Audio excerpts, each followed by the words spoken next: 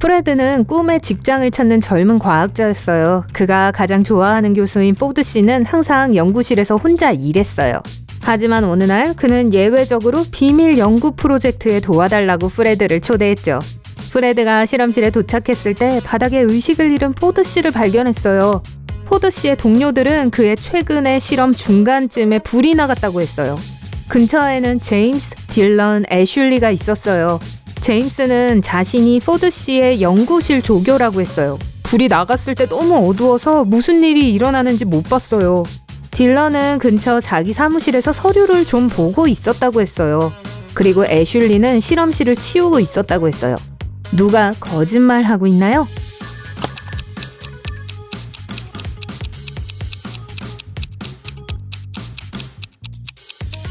제임스요. 포드 씨는 항상 혼자 일했어요. 프레드가 그의 처음이자 유일한 조수예요.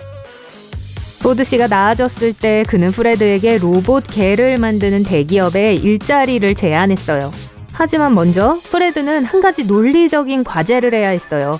포드 씨 연구실에는 약이 든 서랍이 3개 있어요. 그중 하나엔 파란색 알약만 들어있어요. 다른 서랍엔 빨간색 알약뿐이죠. 그리고 3번째 서랍에는 파란색 알약과 빨간색 알약이 있어요. 모든 상자에는 라벨이 잘못 붙여져 있어요. 프레드는 각 서랍에 든 알약의 색을 알아내기 위해 서랍 중 하나에서만 알약을 하나 꺼낼 수 있어요. 어떻게 할 수 있죠?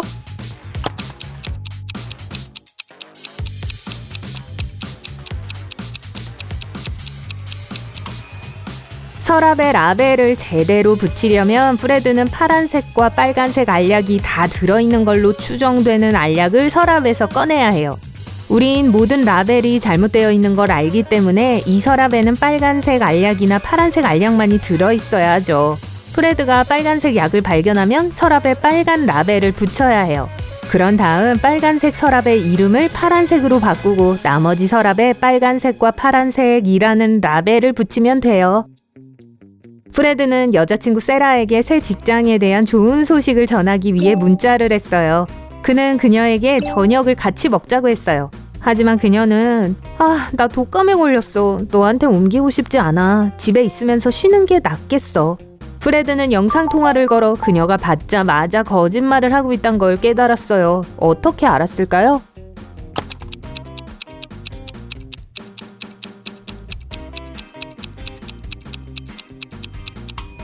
그녀의 침대를 보세요. 오늘 밤 나갈 준비를 하고 있는 것 같네요. 또 집에 있고 싶다면서 왜 하이힐을 신고 있죠? 프레드는 매우 속상해하며 세라를 뒤쫓기로 해요. 그는 그녀가 고급 레스토랑에서 다른 남자와 저녁 먹는 걸 봤어요. 프레드가 그들의 식탁으로 가서 소리쳤어요. 세라, 이 남자 누구야? 세라는 자기 아빠라고 했어요. 프레드는 그 남자를 살펴보곤 그녀를 믿었어요. 왜죠?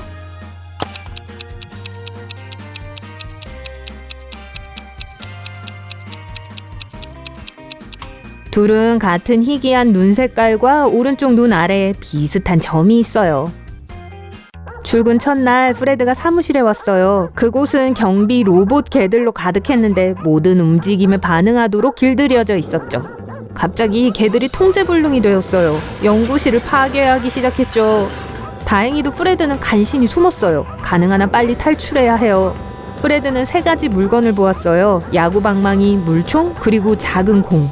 탈출하기 위해 어떤 물건을 써야 할까요?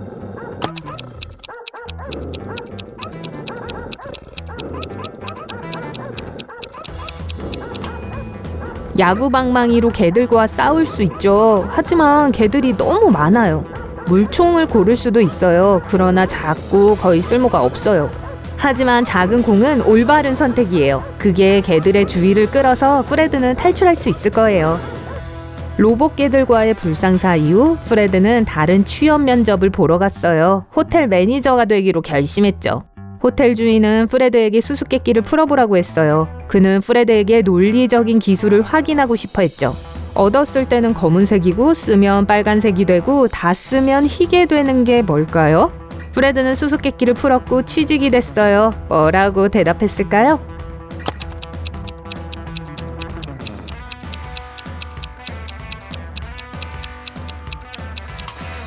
수치요. 프레드가 일을 시작했어요. 새 손님이 도착했어요. 이 손님은 아주 특이했어요. 기린이었거든요. 프레드가 이 동물을 위한 가장 좋은 방을 찾는 걸 도와줄 수 있나요?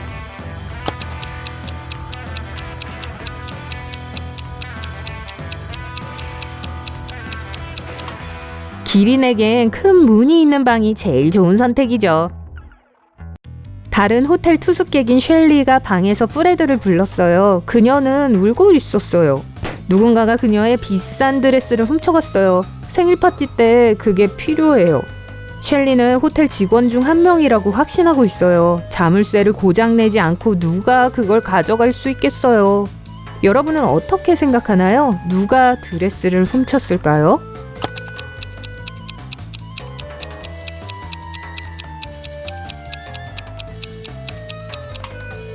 침대 옆에 은색 구슬이 있어요. 범인이 훔치는 동안 이걸 떨어뜨린 줄 몰랐나 봐요. 그리고 이 메이드가 같은 구슬이 달린 팔찌를 차고 있네요. 프레드는 세탁실을 확인하러 갔어요. 그는 동료 애슐리가 의식을 잃은 채 바닥에 쓰러져 있는 걸 발견했어요. 경찰은 범행 현장을 살피고 전날 밤에 세탁실에 간 사람들을 신문했어요. 앨리스는 저녁 7시 30분에 왔어요. 세탁실엔 다른 사람은 없었어요. 제가 막 나가려고 할 때 다른 여자가 들어왔어요. 라고 말했어요. 헬렌은 전 오후 9시 15분에 거기에 갔어요. 그날은 특별할 게 없었어요. 그냥 빨래만 하고 나왔어요. 라고 말했어요. 그리고 셀리는 전 장님이에요. 제가 안에 있었을 때 방에 누가 있었는지 모르겠어요. 라고 했어요. 범인은 누구죠?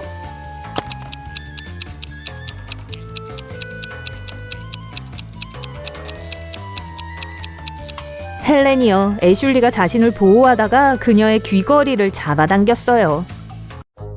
다음날 프레드는 직장에서 또 다른 범죄에 직면했어요. 누군가가 밤에 창고에서 식료품을 훔쳐갔어요. 물품관리원이 아침에 제일 먼저 프레드를 불렀어요. 이 창고 사진 2장을 좀 보세요. 어떤 음식이 도난당했는지 알 수 있나요?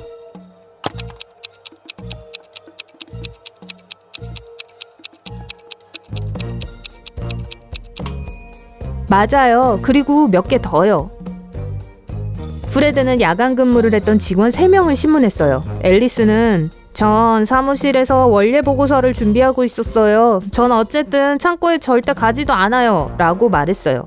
댄은 전 밤새 접수대에 있었어요. 손님이 정말 많았어요. 창고에 갈 시간이 없었어요. 라고 말했어요. 그리고 제니는 전 햄버거를 뒤집고 있었어요. 부엌을 떠난 적 없어요. 라고 했죠. 누가 음식을 훔쳤나요?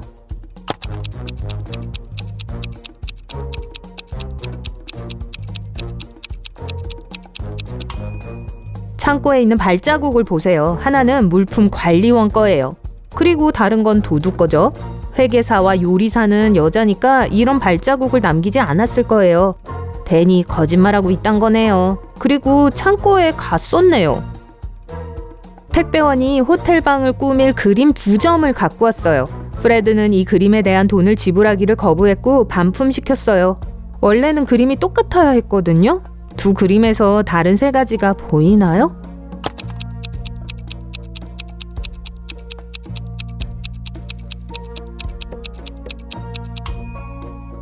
여기에요. 갑자기 호텔 투숙객 한 명이 비명을 지르며 2층에서 뛰어 내려왔어요. 방에서 유령을 본 거예요.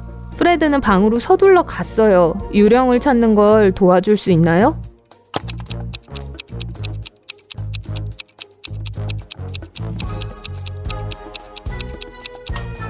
이 남자예요. 사람이라기엔 너무 투명하네요. 스탠과 척, 2 형제는 조용한 생일 파티를 위해 호텔 식당에서 만났어요. 요리사는 케이크에 초를 몇 개 올릴지 물었어요. 생일을 맞은 척이 스탠이 6살이었을 때 전 그 나이의 절반이었어요. 스탠이 지금 40이면 전 몇 살일까요? 라고 말했어요.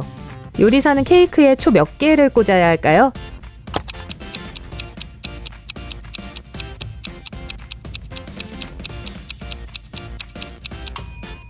맞아요. 37개.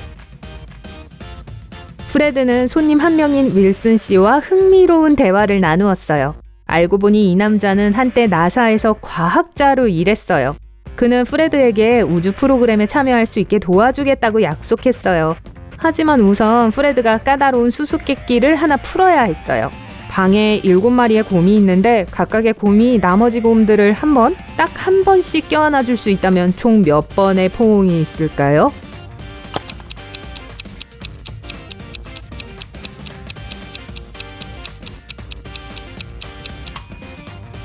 프레드는 21번의 포옹이라고 했어요. 그리고 정답이었죠. 윌슨 씨는 만족해하며 프레드에게 꿈의 직장에 필요한 서류가 담긴 폴더를 주었어요. 프레드는 폴더를 사무실 탁자 위에 두었어요. 돌아왔을 때 그게 비었단 걸 알게 되었죠. 그는 직원 3명을 신문했어요. 모두 프레드가 자리를 비운 사이에 사무실에 들어갔었죠. 켈리는 아침에 스테이플러를 갖고 나왔어요. 제 건 고장났거든요. 그리고 다시 놔뒀어요. 테이블 위에 올려놨는데 다른 건 안 건드렸어요. 프레드에게 뭔가를 가져왔던 택배기사는 사무실에 상자를 두고 왔어요. 그렇게 하라고 해서요. 라고 말했어요. 그리고 앨리스는 당신의 사무실과 테이블을 청소했어요. 하지만 서류 같은 건 안 갖고 갔어요. 라고 했죠. 프레드는 혹시 몰라서 지문 키트를 들고 다녔어요. 그는 테이블에서 지문을 채취했어요. 그리고 새 용의자의 지문도 채취했죠. 누가 서류를 훔쳤는지 추측할 수 있나요?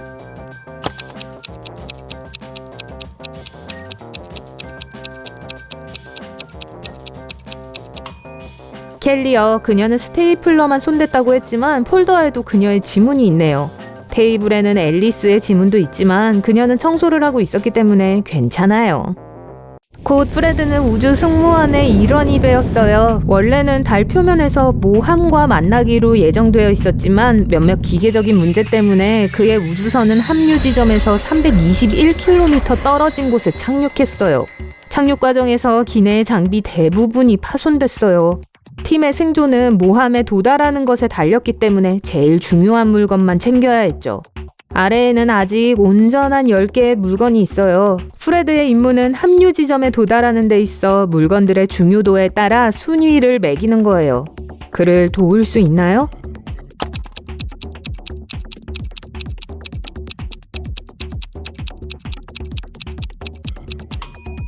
이 산소 탱크가 제일 중요해요. 생존하기 위해 승무원들에게 필요하죠. 물이 든 탱크가 2번째 우선순위가 되어야 해요. 천체 지도는 3번째예요. 이게 없으면 우주선은 길을 잃게 될 거예요. 4번째는 농축식품이에요. 태양열 FM 송수신기가 5번째로 승무원들은 모함과 통신하기 위해 그게 필요해요. 나일론 밧줄이 6위를 차지해요.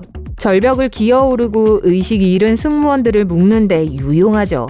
7번째로 중요한 물건은 구급상자예요. 8번째는 낙하산 실크예요. 우주선은 햇빛으로부터 보호가 필요해요.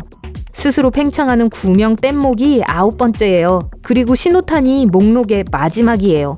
모함이 시야에 들어올 때 조난 신호를 보내는 데 쓸 수 있죠.